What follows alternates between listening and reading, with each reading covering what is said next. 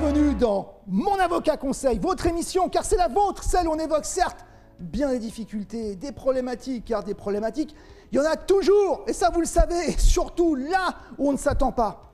Et dans notre émission, ce qu'on privilégie, ce sont les solutions. Et aujourd'hui, le sujet du jour, c'est vaut-il mieux licencier ou bien envisager une rupture conventionnelle? C'est un point qui aujourd'hui occupe beaucoup d'esprits. Employeurs se disent, tiens, finalement, je ne m'entends plus tellement avec cette personne, est-ce que je dois plutôt envisager un licenciement pour cause réelle et sérieuse, on ne s'entend plus, ou bien une rupture conventionnelle? Et puis, pour l'employeur lui-même, à qui on propose parfois la rupture conventionnelle, ou qui voudrait la proposer, qui n'ose pas trop, et qui parfois se dit, bon, bah, après tout, je vais attendre qu'on me licencie, ça ne se passe pas bien. Alors, quel que soit le cas, ce qui compte, c'est l'issue. Ce qui compte, c'est qu'est-ce qui va marcher. Parce qu'aujourd'hui, d'une façon générale, la rupture conventionnelle, ce n'est pas le Graal, mais c'est quand même la procédure la plus simple, la plus rapide, la plus efficace dès lors que les parties sont d'accord. Mais attention, attention, il ne faut pas oublier quand même que la rupture conventionnelle, ça reste une procédure. Et que lorsqu'on le propose au salarié, eh bien ce dernier a 15 jours pour se rétracter.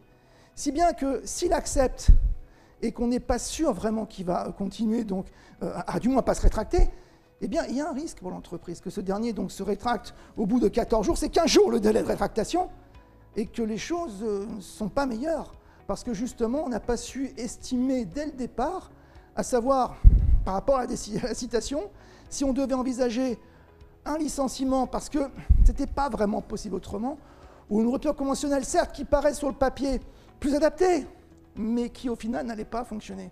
Et croyez-moi, dès lors qu'on a une situation comme celle-ci, conflictuelle, où on a donc une rupture conventionnelle possible, et puis une rétractation du salarié, bah après, l'entreprise est quelque peu démunie, c'est vrai. Et également, pour le salarié, on me propose une rupture conventionnelle que j'estime envisageable, mais le montant qui me proposait d'indemnité n'est pas juste. C'est pas ce que je veux faire. La seule chose, c'est que c'est vrai, je me dis, si demain je suis licencié, que je veux faire valoir mes droits, eh bien je devrais aller en justice devant le Conseil des prud'hommes, ce qui n'est pas très agréable. Je suis d'accord, mais qu'est-ce qu'il faut privilégier?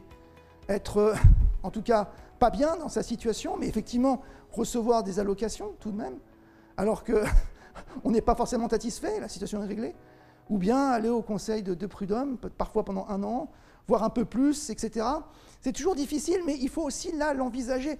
Il n'est pas question d'envisager cette procédure, ou du moins l'une ou l'autre, sans avoir réfléchi dès le départ comment les choses vont se faire, estimer, analyser la situation. Et c'est vrai qu'à l'heure où le règlement des différends, quels qu'ils soient familiaux, qu'ils soient au niveau de la sociale ou sociétal, ou peu importe, on est toujours, et c'est bien, dans l'objectif du règlement amiable. Donc, c'est vrai, c'est celui-ci qu'il faut privilégier.